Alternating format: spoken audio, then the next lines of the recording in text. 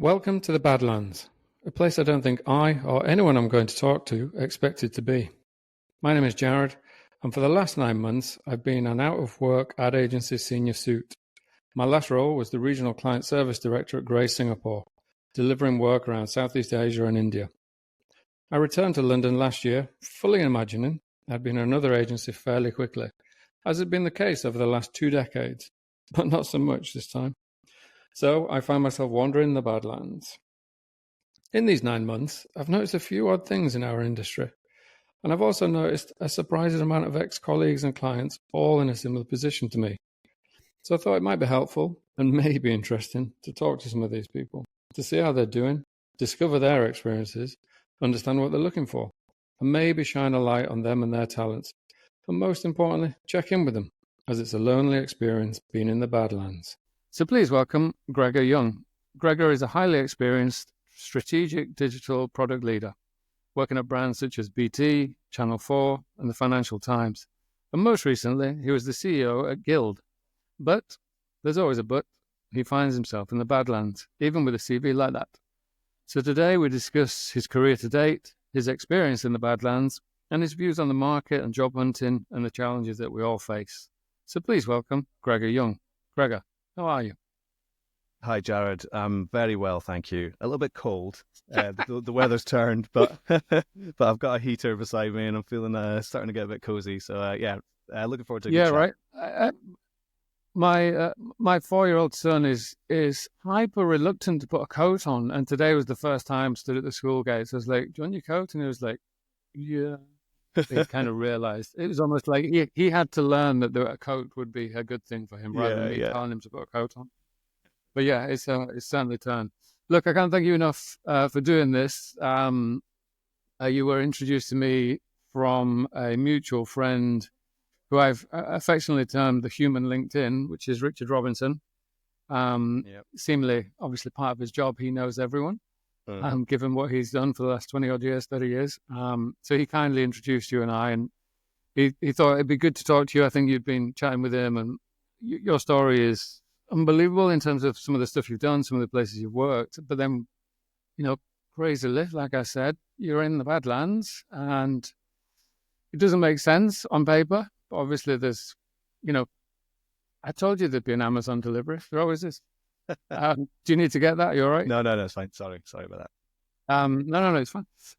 My dog just came tearing in, and I thought he had a mouse in his mouth, but he doesn't.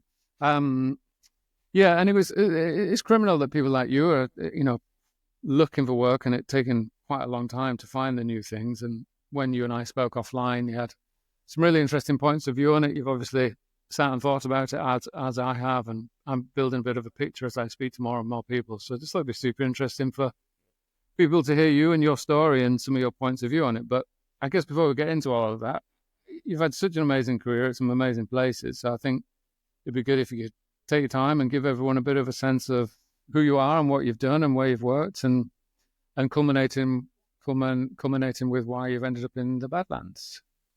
Sure. As you say, various organizational types, BT, FT, Channel 4, and startup with Guild. So that's telco, media, publishing, tech. But every role has been rooted in digital product, user experience, data, commercialization of these kind of web platforms. But also in transforming businesses and teams. Many of my roles have been leading sort of high-profile business initiatives, so around digital transformation, launching new products. A lot of C-suite attention. So I've been really lucky to have been charged with or been part of some pretty high-profile projects at some of these big businesses. But I started out somewhat technical background. But I started out really as what you'd now call a product manager. It wasn't really called a product manager back then, but running a lot of high volume digital products at BT. So BT Mail, the web email product, BT.com homepage when it was a portal that had news and advertising, and also I was part of the team that launched BT Sport, so the app and BTsport.com when BT bought the rights there. So I kind of learned my craft there, which was a lot of web economics, but building, designing, technically delivering these web-based products, and then latterly app-based products that were serving huge amounts of BT customers, and had to make money in their own right. So it was content teams, it was publishing, lots of different types of media, but also the advertising associated with it. And my first role was actually building and optimizing a lot of that ads and search capabilities. So I learned a lot of my craft, in two ways. One side, in a very, very commercial organization like BT, there's a lot of people still walking around in suits there, and there's a lot, there's a lot of money to be made because there's huge volumes of customers. But also working with the like partners like Google, Yahoo, a lot of these big tech businesses. So I spent a few years where I'd spend pretty much a day a week in the Google offices, learning a lot of their craft around optimization, multivariate testing, how to make money out of data and things like that. Back in, this is 2010, 11, 12, where this was pretty new, and not many businesses were doing it yet.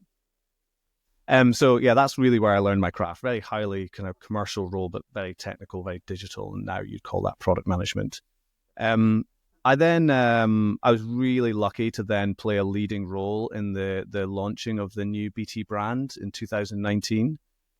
And it's a little bit cheesy, but it's quite explanatory. The sort of the internal mantra that we used was it's a symbol of change, not a change of symbol. So the idea was we're going to change the logo, but we're going to do a lot of this stuff around about it to really sort of transform the business so that we can sort of earn this new logo. And a huge part of that was various digital transformations. And so I was given this amazing brief, which was basically the CMO who was leading this. He needed a digital person, like some kind of lieutenant who knew the digital space. It's so broad, it's across social media, our web stuff, our content, apps, basically everything you can think of digital for a large business like BT. And the brief was essentially figure out what we need to change, like where the problems are, where we need to sort of, improve ourselves, and do it. And so I ended up leading on maybe, 5 or 6 different work streams where I was, making quite significant change across all those things I mentioned, like social media, web, centralized all our digital design, changed a lot of our back end tools, completely changed our agency roster, et cetera, et cetera. So super high profile, I'm reporting into the board. I'm in the CEO's office reporting on what we're doing with the digital branding, what we're doing with the apps, all that kind of stuff. It's a fantastic learning experience, and it was really formative for me. And for me, by this point, by the time we'd actually launched the brand, which was a great success from my point of view, I'd been in BT for 9 years. So for me, I sort of like, right, that's my swan song. I've got to leave after I've done this. Yeah, I think you've peaked there. You don't want to wait around for the next iteration of that. Exactly. So, here's me thinking, I'm going to literally walk out the front doors of BT and people are going to be tearing me to pieces trying to get me to work in their business. My God, you've done that. Here's a suitcase with a golden handcuff. Exactly. Yeah, it didn't quite work out like that.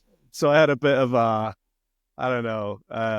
realization that the world wasn't really like that. What I'd done, nobody really cared outside of BT. So this is 2019, right?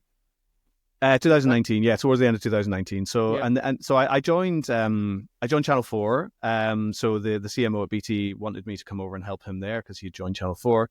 And I actually joined on a contract, and it was sort of a short-term arrangement because it was like, do the contract thing January 2020, and we'll get you full-time in April. It's a sort of a finance thing. It's a kind of a financial year sort of thing. Yeah. And I was like, yeah, sure, that's no problem. I can do a few months on contract. Never done it before, but fine, I'll do it. But then, of course, March 2020 came along. I was going to say, what happened? March yeah, something happened there, yeah.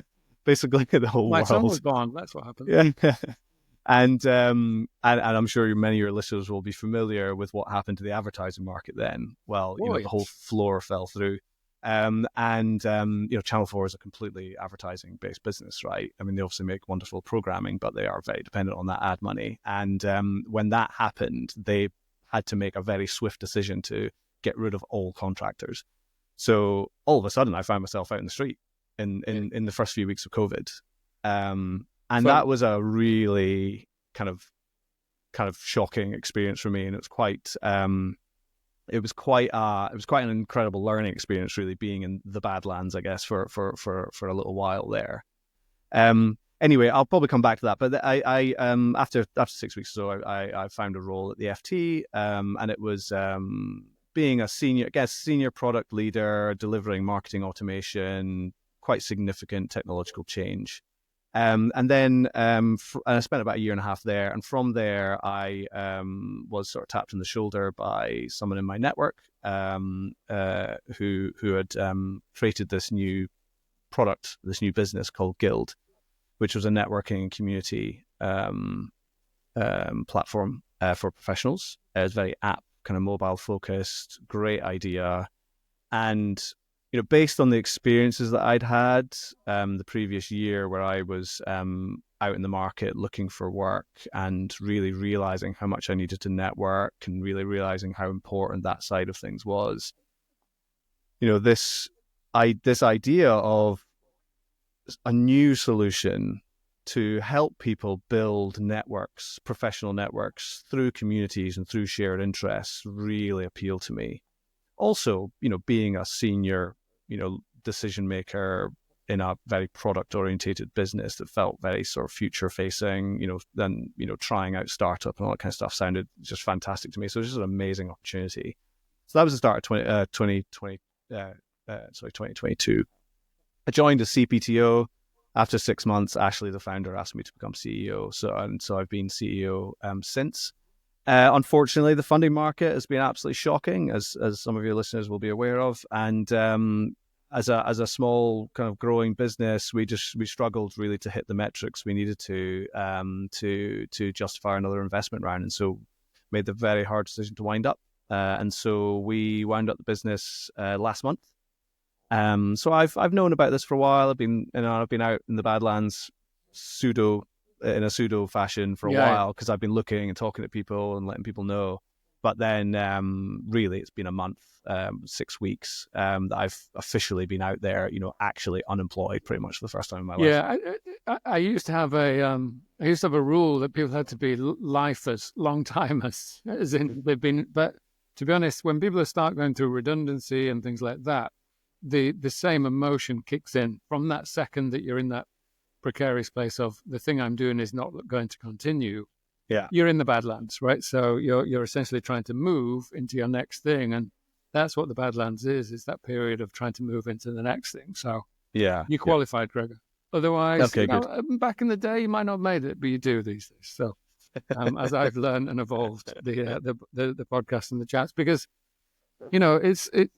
I guarantee everybody listening is going, well, fuck me, this guy is incredibly smart. He's worked on some incredibly big, UK national things that are super aware of and touch a lot of people. Why can't I get another job? Right? It's just a normal reaction of what is going on with the state of this country and market at the moment. And I know a good friend of ours, Richard Robinson, he's quite boyish and bullish about the prospects of next year. And he just posted something the other day on LinkedIn, some kind of survey that he'd been doing where, there's a lot of chatter and talk about next year, a lot of movement and pitching and budgets being spent, which is all great. And I hope that happens. But I guess at the moment, that's not the case, right? And when you and I spoke initially, some of your points of view on the state of the market, and given your understanding of the lack of investment based on your last thing at Guild, as you're saying, I think that's a core part of the issue at the moment, and it has been, for the last 12, 24 months. I'm talking out my arse guessing, but based on the, data points I have in conversations with a lot of people who are kind of experiencing this over the last 18 months, as it were, that lack of investment, both at a startup level like you guys, or even internal investment, investing in new products and services, within large organizations, that seems to have slowed down. I was having a conversation yesterday with someone at a prominent high street bank, and, they've largely curtailed their proposition development and product development this year. They've really slowed it down. They're just focused on, Q3, Q4, Q1, and they're not really looking too far ahead at the moment, which, over drinks, I was like, isn't that short-sighted? Isn't that just going to ultimately kill you guys? Because if the ship does right itself, then you're going to need to have new shit out there for people to be interested in. So it's kind of it's so cyclical and so linked that this short-sightedness I'm finding really frustrating. But equally understand from a investment point of view how challenging it is. So yeah, I'm not an economist, but there's certainly a few factors that are sort of coming together. Everyone's feeling the squeeze, even in their household incomes. Yeah. But and a lot of businesses are as well. It all sort of ladders up or trickles down, whichever way it goes. Certainly in startup area, I think there was, the two things I've certainly observed and people talk about a lot are the funding market has really changed in terms of confidence in like possibilities and sort of risk taking. So Guild is very much a network based product. And what I mean by a network based business, what I mean by that is it only really worked like financially. It only really worked when it became quite large. So much like Spotify, Facebook, Twitter, Instagram, these businesses, Uber, they only work when they're massive, right? They don't work when they're a tiny little business. And people forget that if you look at those stories now with hindsight, there's always that kind of 3, 4, 5 year period where they made no money and they lost money every year. And, then all of a sudden this seemingly overnight success kicks in. Yeah, exactly. I'm pretty sure Spotify still doesn't turn profit, but I mean, there's I might be wrong on that, but someone fact check it.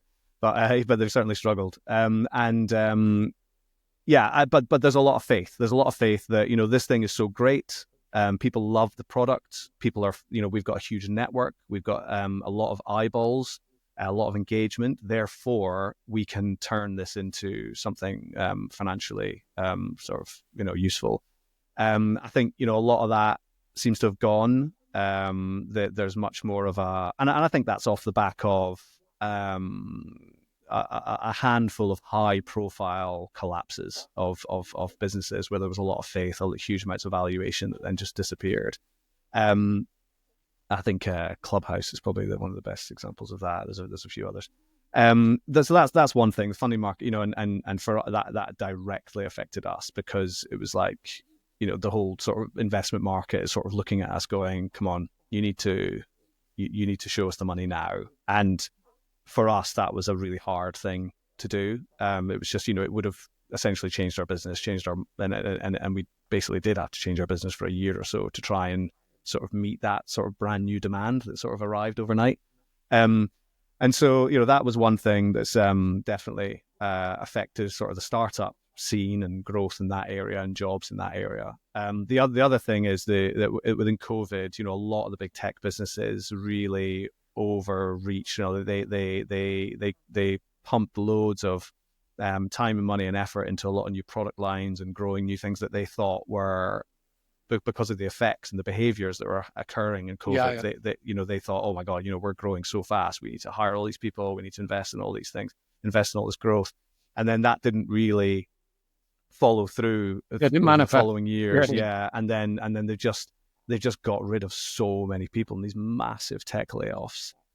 Someone like me, like a senior product leader, I mean, there's just so many of me out there right now. They're not quite the same flavor as me, but there's a lot of us. No, I was in Singapore at the time, and a friend of mine, like post-COVID, that kind of course correction by the large global networks, tech networks like that, in Singapore there was huge redundancies made because the Singapore office largely looked after Southeast Asia, right? For the Facebooks and the Googles and and it affected people I knew who, had seemingly gone from such a nirvana year the year before of I've got more budget than I've ever known, I can throw so much resource at it, to then actually you're all done. It was like such a fall from grace for a lot of them that it was a stark reminder just how precarious this thing is that we kind of live and operate in. And Yeah. then the kind of COVID overhiring, there was an overhiring from what I've reliably been informed by various recruiters, one of whom did an episode with me. She talked about it at length, the kind of overhiring of digital specialists and, digital focused specialists to kind of deliver these new services and requirements that seemingly all these companies now needed instantly. People threw money and people at it, and then all of a sudden, like you say, it didn't quite pan out. Yeah. Everyone's left kind of going, okay. And like I say, just so many more people on the market that, it's which I think, leads to the kind of overarching problem that a lot of the senior folk that I talk to are facing, in that there's 10 of us for every role, right? And probably more, to be honest, to the truth be known. But it's just a numbers game where all of those factors have led to maybe the first. And clearly, if you're towards the top of the pyramid within an organization, there are fewer seats as you go higher and higher in that pyramid. Yeah. And then if there's more and more people looking for those seats, it becomes problematic. Yeah. So it's you're spot on in terms of your non-economist assessment of this. Honestly,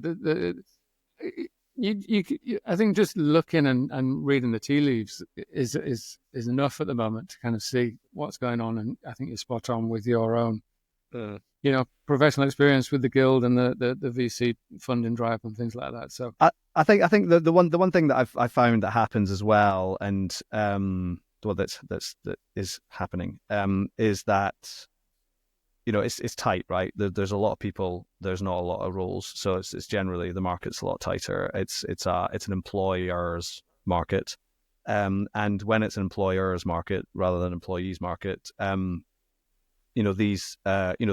guess the power, if you like, sort of is in their hands, and it means that they can sort of set the rules, right? They can be demanding as they like. They can have 8-stage interviews if they like, where you've got to do a whole bunch of work, and all that kind of nonsense, which is just tragic. But they can also be, they can also specify, in job descriptions and the kind of candidates that they're looking for in sort of more sort of demanding ways. And I think quite typically, any business that's trying to hire someone, especially someone at a senior level, is risk, right? It's de-risking. They've got to de-risk their process. And the best way to de-risk your process is hire what you know, and not take gambles on anything. And personally, my career, I've done this. I think I listened to one of your previous podcasts, and they were talking about the Z-shaped career. I think. Yeah, I mean, I'm that is absolutely me. So I was really glad to hear them saying that, because when I'm in the Badlands, when I'm recruiting and I'm talking to headhunters and I'm trying to go through all this nonsense, I find that Z-shaped career holds me back, because although it's fantastic for building a broad base of experience and knowledge in order to be a leader of the future, where you're going to have to be responsible for a wide range of things. You're the CEO of the business. You've got to understand the finances. You've got to understand customer service. You've got to understand, how to manage people. You've basically got to know everything, or as much as possible, be familiar with, as broad a range of things as possible. So my attitude towards my career development has always been broad based as possible. So that zigzagging around has always been something I've thought was a good thing. But then when you become a senior leader and you're applying for, I don't know, chief product officer role, and you're in this sort of tight market, on the recruitment side, they want to de-risk it, right? So they want someone who's been a chief product officer 5 times already, or has gone through a very linear track to get where they are. And so what I'm finding is been the product officer at a competitor of the thing that they're now working on. They're so adjacent experience that it's, exactly insert logo here. Yeah, narrow it down as much as possible. Yeah. And then so I get people sort of looking at me a bit funny, being like, "Oh, well, you've done marketing stuff. Oh, okay. And oh, you've done B2B as well as B2C. Oh, okay.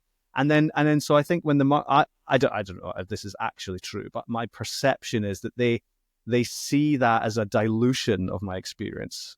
If you see what I mean, like, oh, okay, you do have this thread that I'm interested in, but it's sort of mixed up with all this other stuff that I'm not interested in. I find that frustrating because I'm like, yeah, well, I'm more general, I'm quite broad, I'm well rounded. I've got, I could be a product leader who can talk to commercial leaders. I could be a product leader who can talk to, the CFO. I can understand all these different parts of the business because I've been responsible for these different parts of the business. But no, that doesn't really seem to be valuable at the moment, which is quite counterintuitive. I think it's quite surprising. And that's where I find when you go through I find that a lot of the processes that are created to find ideal candidates in, recruitment processes, they seem to be, machines designed to whittle down the field to the person that looks exactly like the thing that we wrote on the paper. Yeah. And what it does is I think it loses the ability to think broadly and think creatively about, actually that experience could be really useful here. Or actually I didn't even think of that, but yeah, that would be useful. Or yeah, I just need someone who can do this job and has done this job before, but also has so much more. I think that's a shame. So I couldn't agree more in that I share the frustration, and equally I've experienced it on the odd occasion. I have been fortunate enough to have conversations about new things here in London for me. The kind of seemingly my international and regional market experience counts for nothing. And, that's what it feels like. There's a weird, the generalist versus the hyper specialist is seemingly finding it problematic at the moment. And like you, I'd always thought that, by being able to adapt and manage and deal with whatever is thrown at you on any given day should make you quite an attractive proposition rather than if you can do this one thing, great. It feels like that, but I think the point of these podcasts is not just to sit and moan about our woes. I think what's interesting for people at the moment is clearly, and this is what I've learned myself, and I'm sure you've been going through it, and I know a few people have. It's almost fine. The way you talk about yourself historically has been in this kind of, I've done this, I've done this, I've done this, I've done this, thinking that would land, and you'd go, this guy's brilliant. He's done everything, been everywhere, worked everywhere, right? Check, brilliant, get them in. Now it's, I think, learning to be a little bit more laser targeted about some of your specificity of the things you've done. I think that's really important today. Yeah. And it weirdly, it's taken me a few rejections to kind of learn that, to go, right. So they weren't, what I thought was seemingly impressive and they'd be able to use and apply wasn't. But if I told them about that thing I did 6 years ago at that company, that was the type of thing that they're talking about. Do you know what I mean? Yeah. It's like you've almost today got a really... Yeah, I think that's right, especially at the early stage, because they're looking at an enormous pile, and they're on one side they're trying to find ways to rule people out because that's just the nature of the task, right? Yeah. You've got 1,000 applications. Like, what's the most efficient way I can just rule out 950 of these or whatever? But also they're trying to find, on the positive side, they're trying to find matches to their job description. So you've got to help them do that. Of course you do. And I think when you're general, you wear lots of different hats. You've got to go, okay, I'm wearing this hat today. I'll tailor my CV. I'll do this. I'll do that.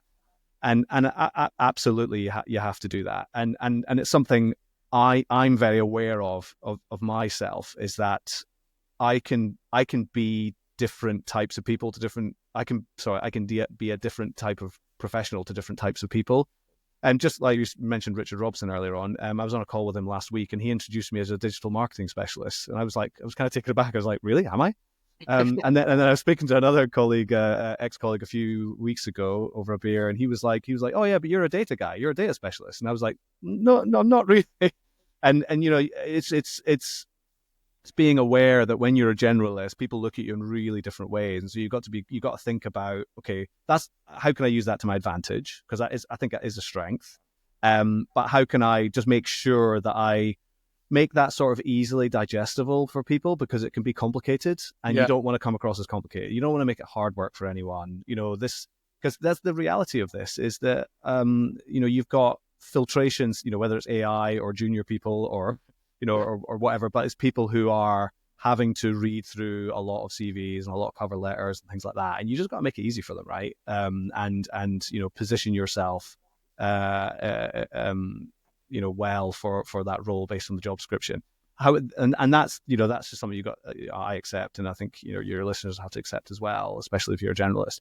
However, the thing that I find a little bit frustrating, this only happened a few times, is I've done that, and that's got me through the first stages, and then I get into the latter stages, and I'm talking to the hiring manager, and they're looking at me like, "Oh, you've done all this other stuff as well." I'm like, "Yeah," and then they're like, "Oh, I'm not sure I want that." Oh, well, great, okay, so I managed to fool the system for the first step. So it's in front of a human, it's like it's not really what they want. Yeah, it's like computer says no at some point, right? Yeah. I think the thing that stuck with me since our initial chat, Gregor, was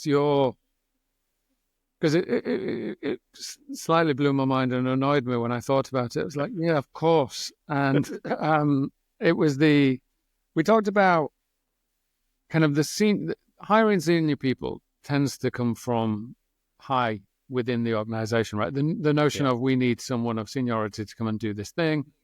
At a senior level with us at a equally senior level. So the ask starts at a really high level.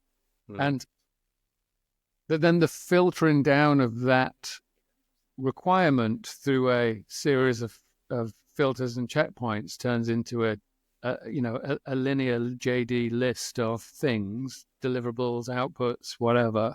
And the huge disconnect between the original kind of thought that the senior folk might have been having of we need an upstart, a kind of someone who's confident to go into the C-suite of these organizations, someone who's a deal maker, someone who's can handle a bit of rough and tumble from a challenging client in a particular country. They're not ever saying they need to be able to do X, Y, Z. The list of things that would then make its way. None of those things would ever be written on the JD, right?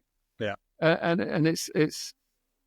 I found an experience I had was talking to an in-house talent person who I since then went on to. I just looked into it for my own sanity. Which seemingly was maybe mid to late 20s, and my conversation about my experience talking about managing multi-market stakeholders from multi-language countries and multi-nuanced cultural insights and dealing with the global nature of the beast and all of the stuff that it takes to deliver these things that we were doing at a global level for these global brands wasn't part of that person's checklist that they were filtering the people through, right? It was much more bullet pointy, digital this, that, and the other, or whatever. And the nuance and the kind of to be able to read that room and read the understanding of that conversation and pass that upstream, I think is maybe part of the problem for a lot of the senior folk there in the Badlands at the minute.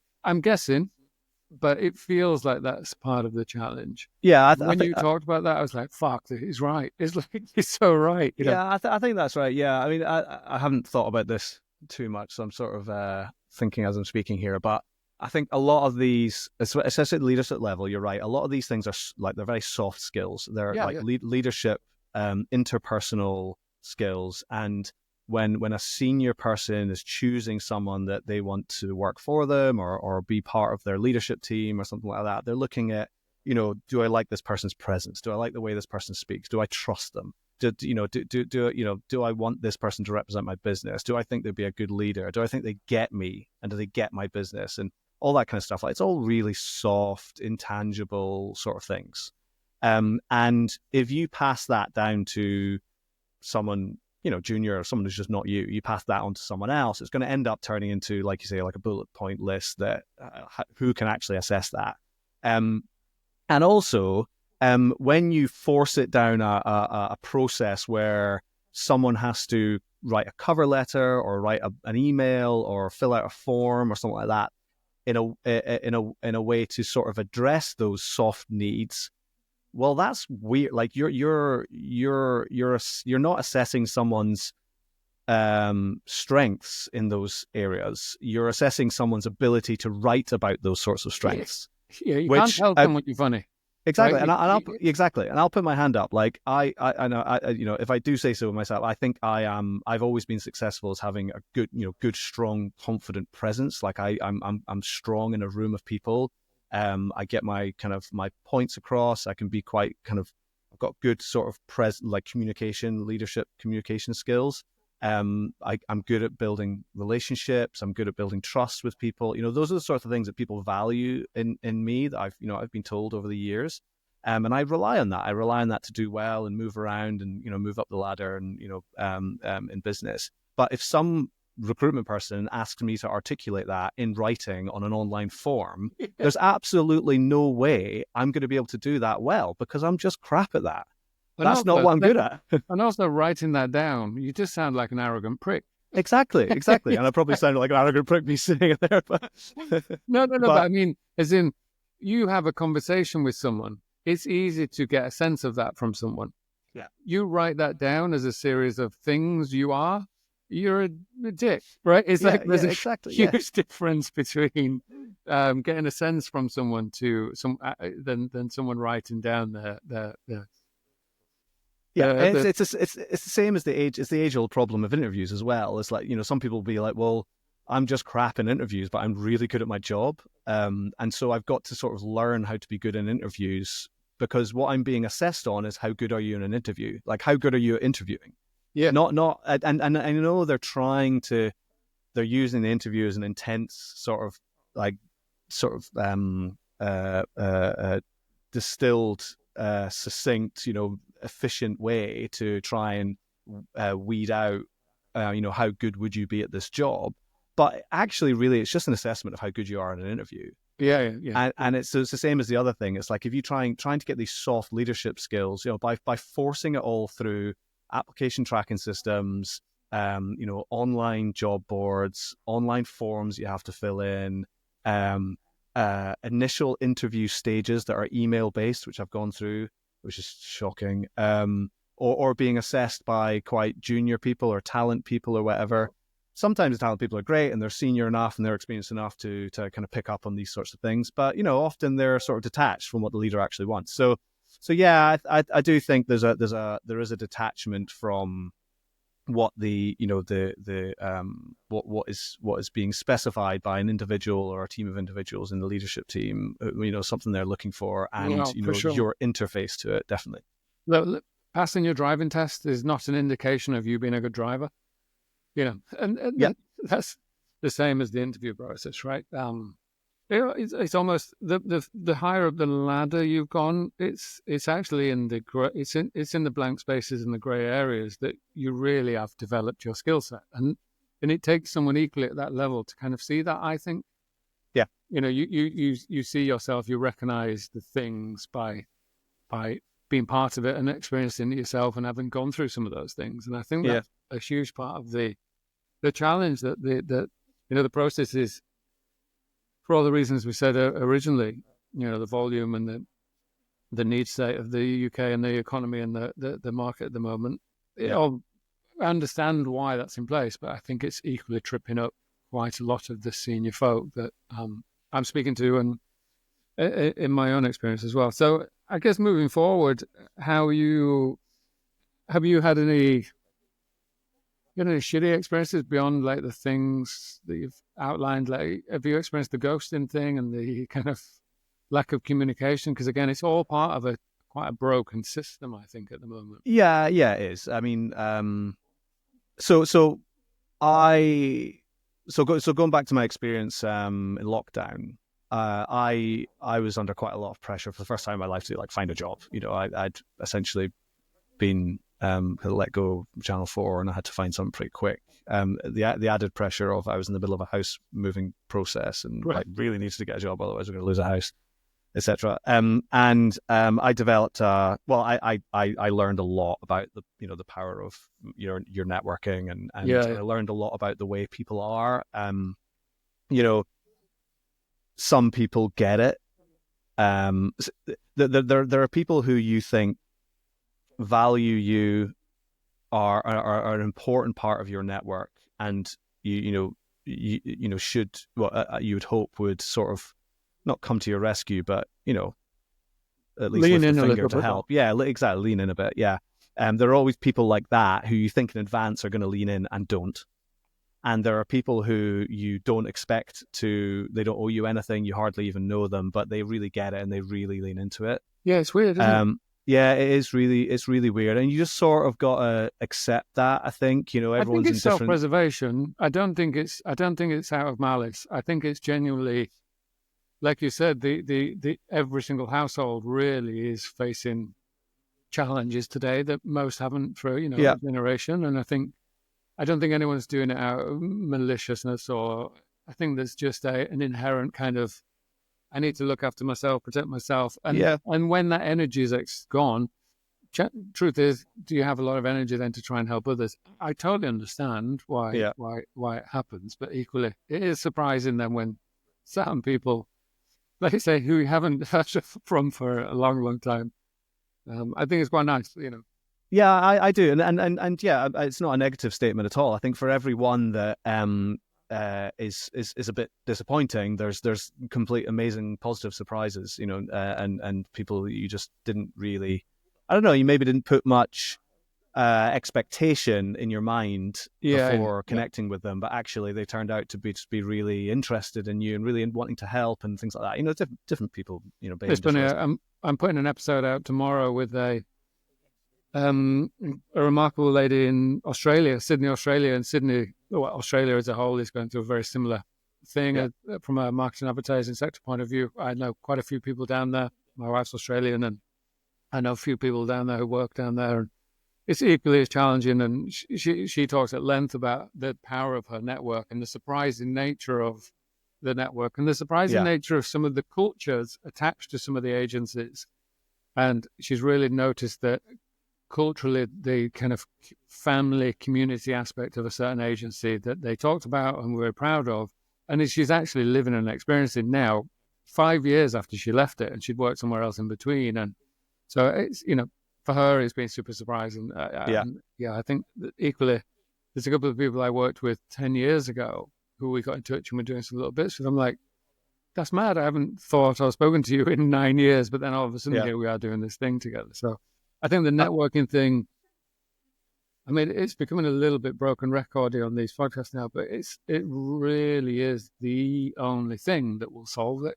I think. Yeah, it definitely is. Well, and I think going back to the process and the interviewing and the job description and how so much of your value is just narrowed down to a few fields in an online form or whatever. You're just not able to put your best self across. I mean, you may as well do the lottery.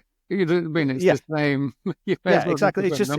It's just a garbage avatar of yourself that you're putting out into these processes, and you can try and optimize it as much as you like, but it's always going to be a really two-dimensional, massively filtered down sort of thing, and it's just never going to be the best version of you. Whereas the networking it's human to human. You're properly able to. I mean, you get so much value out of it. You're properly able to get yourself across to help people really understand you and what your sort of proposition is, what your values are, and then they can introduce you to people and all that kind of stuff.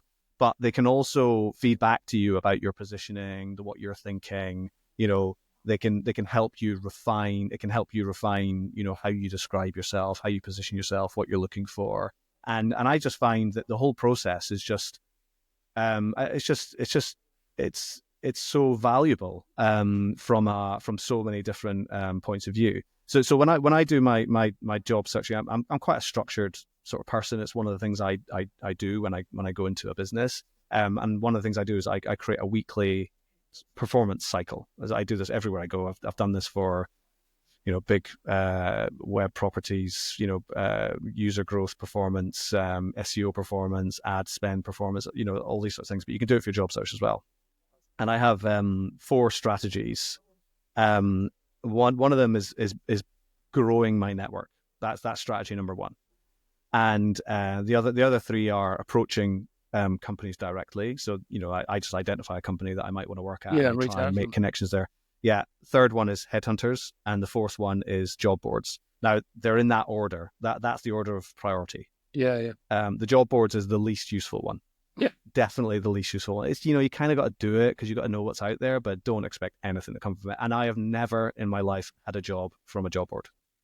No, it's funny you say that, because I did an exercise a few months ago with a career coach, family friend, who very kindly did some stuff with me just to start looking into options. And she had, one of the first things she had me do was break down how I'd gotten other jobs previously. Uh-huh. And it was a fascinating exercise in that A, I'd never thought about it. And then B, I quickly realized I'd never really gone for a job beyond my recruiter or headhunter at any given time calling me and going, hey, these guys are looking, would you be interested in talking to them? I'm like, yeah, sure. The serendipity and laziness attached to it for the last 20 odd years has been frightening, but it worked up until 2 years ago. And now I'm like, all right, you have to find your own. It's such a strange position to be in. Yeah. And exactly. The job boards are the death of everything. I think they're quite bad for mental health. I really do. Yeah, I think so. I mean, it's there's so many problems with them, right? There's a lot of gaming of the job boards. There's a lot of jobs that don't exist. They're just trying to do a data capture. There's a lot of them that are old. It's just the whole nature of just scrolling through it. I mean, it's just a death scroll. It's horrible. It's so bad for your. My favorite one is something I had applied for 2 months ago. Being back on there, and you go, well, what? Like, fuck, they get reposted. I mean, the LinkedIn job board garbage. I mean, most of the job boards are pretty bad. But use them, but sparingly. And I'll have a little scroll like once a week, but I'm not gonna. Yeah, I'm down to once a week. I'm the same. That's the it is. Anyone who's out there looking for the job, please don't think that is the only way to get your job. No, and because it will make you so depressed. Yeah, I think there's a natural arc to your understanding, your personal understanding of the game that you're now playing. Yeah. And at first it's kind of effort, daily grind, and then you quickly go, well, fuck, that's just my day's been shit and nothing's happened. So I may as well have a little look and then go play golf. And then tomorrow, Well, indeed. So this is the point in the performance management thing. So I've got those 4 strategies, and I have targets against each of them. So, and this isn't that hard to do, right? It sounds kind of overcomplicated, but it's really not. And so I'll say, in a week, I want to make 10 new network connections. So that's only 2 a day. It's not that hard, right? Just get on LinkedIn, or ask someone to introduce you to someone or whatever. And you just make 10 new connections. And, ultimately I want to, end up having a coffee or a beer with someone, or meeting someone face-to-face, or having a video call or whatever. But that doesn't always work out. But the point is I'm making sort of 10 outbound sort of outreach things. And I have targets against all the other strategies as well. Once I've hit that target, or once I've done my daily amount, I'm offline. I'll go and write a song or watch TV or play golf or something like that. So you've got to do that, right? Because you can't... you got to play the long game, right? It's a marathon, not a sprint. And you're going to burn out, and you're going to get so upset about the whole thing if you are working, 9 to 5, scrolling and around LinkedIn, reading all the garbage in the LinkedIn newsfeed all day. You just can't do that. Yeah, I've seen a couple of pretty shitty posts where someone's, I've applied to 400 things in the last 6 months, and I've heard from 3 of them, and 2 of them then goes to me. I'm like, well, I think the 400 things was the problem, because the expectation you now have it's just insane, right? Indeed, and the problem is if you think the job boards and applying is the only way you're going to get there, and the way to maximize it is to do more. That's a problem. Yeah. Like I do think you get to a point where you realize, and I think doing these episodes, I'm trying to speed up some of that, because I'm a long timer at the minute, and I've slightly moving off into something else. But so by having the luxury now to be able to just I must learn from my mistakes, people, and talking to people equally who have a better sense of it. Yeah, we might save someone a couple of weeks of heartache of just staring at the fucking LinkedIn screen and or whatever job board it is. Yeah, if we can save someone that headache, they'd be better going for a walk and having a chat with a random person in the cafe than sitting on LinkedIn. Do you know what I mean? Yeah, I agree. And I found even worse places as well, because I found this subreddit called Recruiting Hell, and it's sort of a place where people have a bit of a moan about, you know, being mistreated by recruiters. And I thought, oh, that's kind of funny. I'll subscribe to that. And oh my god, within a few days, I was like, I'm so depressed about this. I need to unsubscribe and get it out of my feed. Yeah, you can't look at it. You can't get into it because it becomes quite consuming. And I also don't want that to be people's view of the world, right? It's not. It's just a microcosm of the shittiness at the moment. And I think if you guys, I'm heading into London this afternoon, like I'm voyaging from overseas. I'm off into town later on this afternoon. And it's the same as it was when I worked there, 7 years ago. Yeah. It's life's going on. We're just trying to figure out this slightly different period of life and time within our particular sectors that, like for all the reasons we talked about in the beginning, is the state of play at the moment. But I think I'd leave it. I think we should end on that, in that the network and networking and kind of hustling not in that kind of Gen Z ways of hustling, but like genuinely just, I think, I'm doing an episode with Richard Robinson very soon, and I don't want to steal his thunder, and I'm certainly not claiming this, but he's got an amazing thing where, you work 9 to 5, but really as you progress in your career, the importance of your 5 to 9 becomes even more important than your performance in your 9 to 5.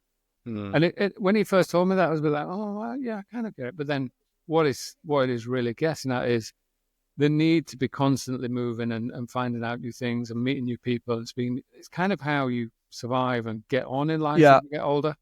Yeah, I agree. I mean, I've known Richard for many years, and he was actually an investor in Guild. And it's one of the reasons why I joined Guild to the business, because I very much believed in that sort of, building and maintaining your network and connecting with people through it was communities of, shared personal interests. And I definitely think, although I wasn't always the best sort of contributor to communities, I always valued them. That's just what it's all about, really. It's about, making relationships, developing relationships, nurturing relationships with people. Because as you get more senior, that's where your opportunities are going to come from. That's where the most interesting things are going to come from by a mile. And I don't agree with the 9 to 5, 5 to 9 thing. I say that because I'm maybe I'm a millennial or what, I don't know, but 5 o'clock I'm off. Like, I switch off. Like, I'm not working. I don't like this idea of like hustling all through the night and all that nonsense. Like, I don't look at my emails through the weekend. I don't look at my emails at night. That's not what I want for my life. But I do believe in giving proportional sort of investment and focus and attention to your network and nurturing and building your own professional sort of connections. Definitely. No, to be fair, and to be honest, I'm probably doing a disservice in the way I describe it, and he will do a fantastic job when he comes on. But his point is, outside of work, it's important to just keep that kind of ticking over. And I think absolutely. When I came back to London last year, my previous 4 or 5 years had been in Asia. So my network of people was in Asia. So I've had to reset my own network, and that's been part of the, my own challenge and learning. And subsequently, the Badlands has become a little bit of a fast track to that, because every week I'm speaking to brand new people such as yourself. So finding your own way to kind of make that and make new connections, I think is going to be the way that a lot of people find their way out of the Badlands. So I agree. Look, Gregor, I can't thank you enough for your time, mate. Is there anything you want to end on? Like, it goes without saying, you're obviously available for chats and conversations, and people will be able to get in touch with you when we post this on various platforms and things. But is there anything you want to say before we end? Absolutely. I mean, in line with, I guess, all the things we've been saying, I certainly, hugely value meeting new people, speaking with new people. It's not about the outcome. It's not about getting a job or anything like that. It's just about expanding my mind, gathering insights, meeting new people, making new connections. I think it's hugely enriching, just personally, mentally, but also professionally. And so yeah, I'd encourage anyone who's listening, just be more brave, be more bold, and reach out to people, and reach out to me. If you think, what I've been saying is interesting and you fancy a chat, then, please do, get in touch and let's go and have a coffee or a beer or something. But I definitely, I'm just like everyone else. I find it a little bit hard to reach out to people where I think there's not a strong enough connection. But I've been forcing myself to do it. And sometimes I'm even been reaching out to people that I literally sat in one meeting with like 5 years ago. Yeah. And I've just messaged them saying, you might not remember me, but we sat in that meeting and I've been looking at your profile and it would be great to meet up. And they've been like, yeah, that sounds brilliant. When are you free? No, dude, and sometimes people ignore me, but that's okay. Literally how I got back in touch with Richard Robinson. I'd met him 8 years ago in some meeting I was in at TBWA London at the time when there was a new C-suite at TBWA and we were kind of reintroducing ourselves to the world. And Richard was in his Oyster Catchers guys, I think, at the time. And I think my email to him on LinkedIn was, you won't remember this because you've met millions of people since, but I once met you. Right? And that was it. And whether people do or not, it doesn't matter, but that's it. You've got a little in. And I think people just be a little bit shameless and a bit like, fuck it, because what's the worst that's going to happen? They don't get back to you. Who cares? Exactly. Right? What is the worst that's going to happen? Exactly. And look, there are many people that maybe that penny hasn't dropped for them yet, or maybe they just don't like it or whatever. Like there's always going to be a proportion of people that are not going to be particularly responsive, or maybe they're just distracted or busy or there's not time for this. But you'd be amazed at how many people are completely open to that and are really keen on it because maybe they've had an experience where they were out of work and they got benefit from their network.